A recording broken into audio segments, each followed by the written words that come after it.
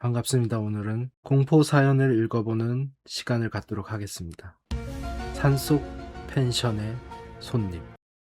반갑습니다. 몇 주 전부터 알고리즘에 떠서 보고 있습니다. 최근 사연을 받는다는 설명글을 읽고 메일을 보내봅니다. 이 이야기는 제가 취업 준비를 하던 시기에 친구와 둘이 펜션에 놀러 갔다가 겪은 일입니다. 엄청 오래된 일은 아닙니다. 한 4년 정도 됐고, 당시 저와 친구는 둘 다 28살이었습니다. 친구는 편하게 A라고 하겠습니다. 저와 A는 대학 동기였습니다. 졸업 후에도 같은 지역에서 취업 준비를 해서 일주일에 두세 번은 도서관이나 스터디 카페에서 만났습니다. 그때 둘 다 상태가 별로 좋지 않았습니다. 저는 최종 면접에서 연달아 떨어졌고 A는 준비하던 공기업 시험에서 점수가 생각보다 낮게 나왔습니다. 만나면 서로 위로하기보다 어느 회사에 지원했는지 서류는 몇 개 붙었는지 같은 이야기만 했습니다. 그러다가 A가 며칠만 어디 가서 쉬자고 했습니다. 여행이라고 해봐야 멀리 갈 돈도 없어서 차로 2시간 정도 떨어진 곳에 펜션을 예약했습니다. 산속 근처였고 계곡을 따라 펜션이 여러 채 모여있는 지역이었습니다.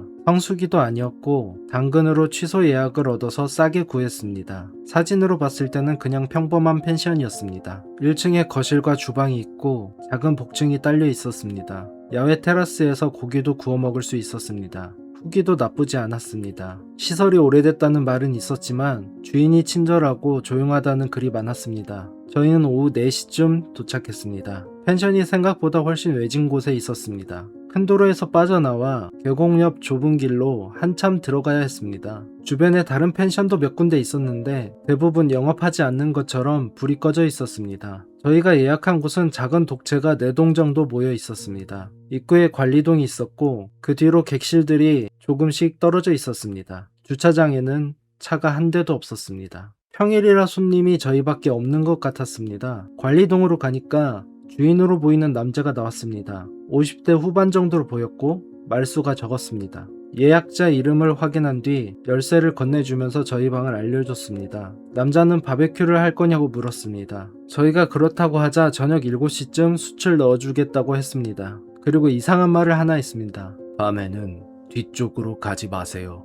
저희 방 뒤편은 바로 산이었습니다. A가 산책로가 있냐고 물었더니 남자는 산책로는 아니고 예전에 사용하던 길이 있는데 지금은 막아놨다고 했습니다. 길이 어둡고 멧돼지가 내려올 수 있으니 가지 말라는 뜻인 것 같았습니다. 저희도 굳이 산에 들어갈 생각은 없어서 알겠다고 했습니다. 객실은 사진과 거의 같았습니다. 오래된 냄새가 조금 났지만 지저분하지는 않았습니다. 거실 한쪽에 나무 계단이 있었고 그 계단으로 올라가면 천장이 낮은 복층이 나왔습니다. 복층에는 얇은 매트리스 2개와 이불이 있었습니다. 저희는 짐을 풀고 근처 마트에서 사온 술과 고기를 정리했습니다. 처음 이상하다고 느낀 건 화장실 때문이었습니다. A가 먼저 씻으러 들어갔다가 금방 나왔습니다. 온수가 안 나온다고 했습니다. 제가 확인해보니 처음에는 찬물만 나오다가 한참 뒤에 뜨거운 물이 나왔습니다. 그런데 물을 끄고 나오려는데 환풍기 쪽에서 소리가 났습니다. 누가 아주 작게 말하는 것 같은 소리였습니다. 환풍기가 오래돼서 진동하며 나는 소리라고 생각했습니다.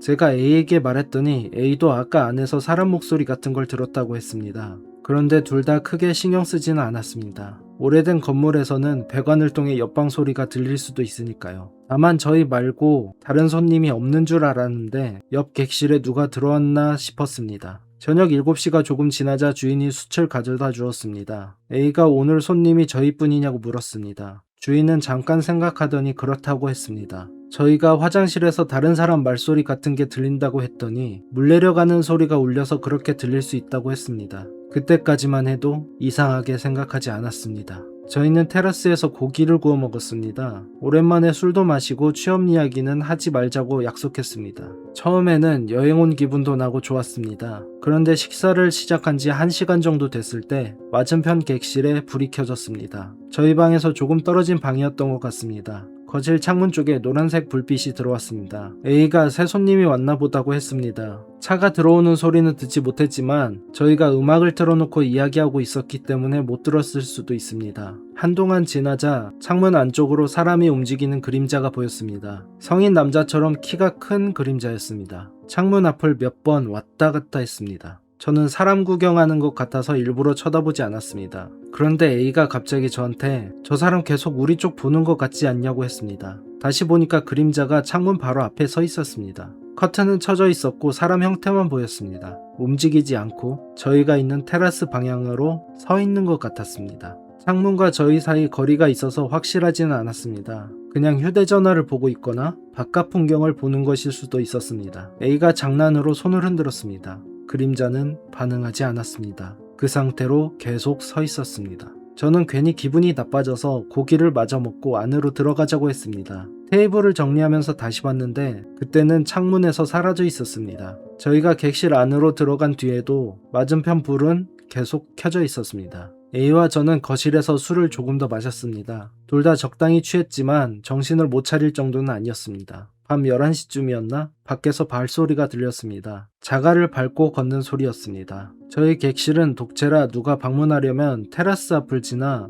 현관으로 와야 했습니다. 발소리는 맞은편 객실 쪽에서 시작해 천천히 저희 방 가까이로 왔습니다. 그러더니 현관문 앞에서 멈췄습니다. 저와 A는 서로를 쳐다봤습니다. 처음에는 주인이 뭔가 확인하러 왔다고 생각했습니다. 그런데 노크도 하지 않고 계속 밖에 서 있는 것 같았습니다. 유리문 아래쪽으로 그림자가 보였습니다. 한 사람이 현관 바로 앞에 서 있었습니다. A가 누구냐고 크게 물었습니다. 대답은 없었습니다. 다시 한번 물었지만 아무 말도 없었습니다. 잠시 뒤 발소리가 다시 났습니다. 이번에는 현관에서 멀어져 건물 옆쪽으로 돌아가는 소리였습니다. 사각, 사각 하고 자갈을 밟는 소리가 창문 아래를 지나 뒤편으로 사라졌습니다. 저희는 커튼 사이로 밖을 봤지만 사람은 보이지 않았습니다. A가 문을 열어 확인해보자고 했습니다. 저는 굳이 나갈 필요가 없다고 했습니다. 술 취한 다른 손님이 방을 잘못 찾은 것일 수도 있고 주인이 지나간 것일 수도 있으니까 그냥 문을 잠그고 있자고 했습니다. A도 동의했습니다.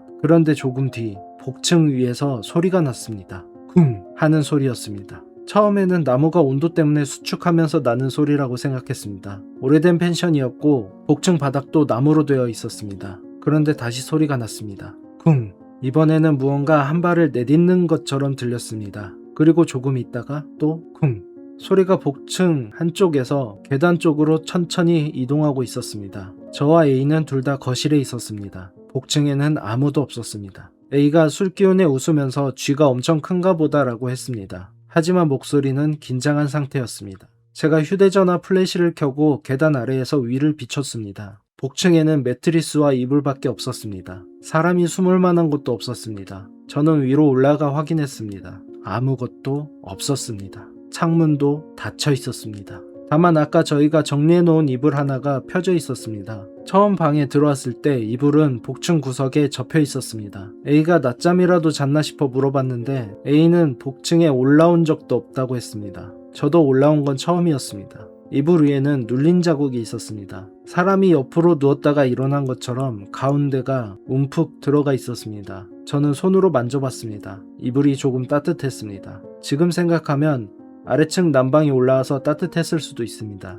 복층은 천장이 낮고 열이 모이는 구조였으니까요. 저희는 이불을 다시 접어 구석에 두고 아래로 내려왔습니다. 그 뒤로는 음악도 끄고 술도 더 마시지 않았습니다. 관리동에 2번 정도 걸었지만 연락되지 않았습니다. 저희는 다음날 아침 일찍 나가기로 했습니다. 그냥 거실에서 텔레비전을 켜놓고 자자는 이야기를 했습니다. 친구를 아래로 가져와 거실 바닥에 펼쳤습니다. A는 소파 쪽에 눕고 저는 텔레비전 앞쪽에 누웠습니다. 잠은 쉽게 오지 않았지만 술을 마셔서인지 어느 순간 잠들었던 것 같습니다. 얼마나 잤는지는 모르겠습니다. 누가 바깥에서 창문을 두드리는 소리에 눈을 떴습니다. 톡, 톡톡. 세게 두드리는 게 아니라 손톱 끝으로 유리를 가볍게 치는 소리였습니다. 텔레비전은 꺼져 있었습니다. A가 껐는지는 모르겠습니다. 방 안은 어두웠고 주방 쪽 작은 조명만 켜져 있었습니다. 저는 누운 상태로 소리를 들었습니다. 이번에는 거실 큰 창문 쪽에서 소리가 났습니다. 조금 있다가 창문 반대쪽에서 톡.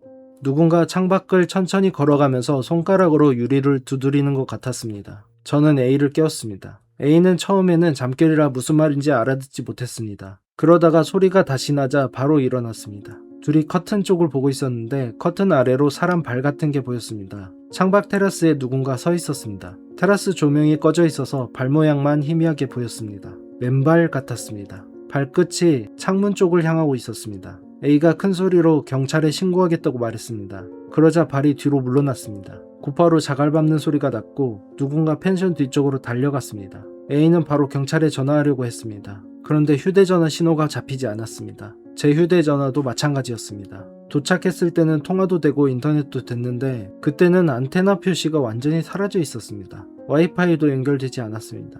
저희는 차를 타고 바로 나가기로 했습니다. 옷과 중요한 물건만 챙기고 나머지 짐은 두고 가기로 했습니다. A가 차키를 찾는데 아무리 찾아도 없었습니다. 분명히 식탁 위에 올려뒀던 차키가 없어졌습니다. 가방과 바닥, 소파 밑을 전부 찾았습니다. 저희가 한참 찾고 있는데 복층에서 소리가 났습니다. 딸랑. 차키에 달려있는 작은 금속 열쇠고리 소리였습니다. 둘 다 동시에 계단 위를 봤습니다. 복층은 어두웠습니다. 딸랑. 이번에는 분명히 위에서 소리가 났습니다. A가 주방에서 칼을 가져왔습니다. 지금 생각하면 위험한 행동이었지만 당시에는 누가 방 안에 숨어 있다고 생각했습니다. 저는 플래시를 켜고 A는 칼을 든 채 천천히 계단을 올라갔습니다. 복층에는 아무도 없었습니다. 그런데 아까 접어둔 이불이 다시 펴져 있었습니다. 이불 가운데에 차키가 놓여 있었습니다. A는 차키를 짚고 바로 내려왔습니다. 순간 펜션 밖의 조명이 전부 꺼졌습니다. 저희 객실뿐 아니라 맞은편 객실과 관리동 불빛까지 한꺼번에 사라졌습니다. 정전이 된 것처럼 주변이 완전히 어두워졌습니다. 저희 방 안에 전기도 나갔습니다. 휴대전화 불빛만 켜고 현관으로 갔습니다. 문을 열기 직전에 밖에서 목소리가 들렸습니다. 거기서 자면 안 돼요. 남자 목소리였습니다. 문 바로 앞은 아니고 조금 떨어진 곳에서 들렸습니다. 저희는 움직이지 못했습니다. A가 누구냐고 물었습니다. 남자가 다시 말했습니다. 아직 안 잤죠? 주인 목소리 같기도 했습니다.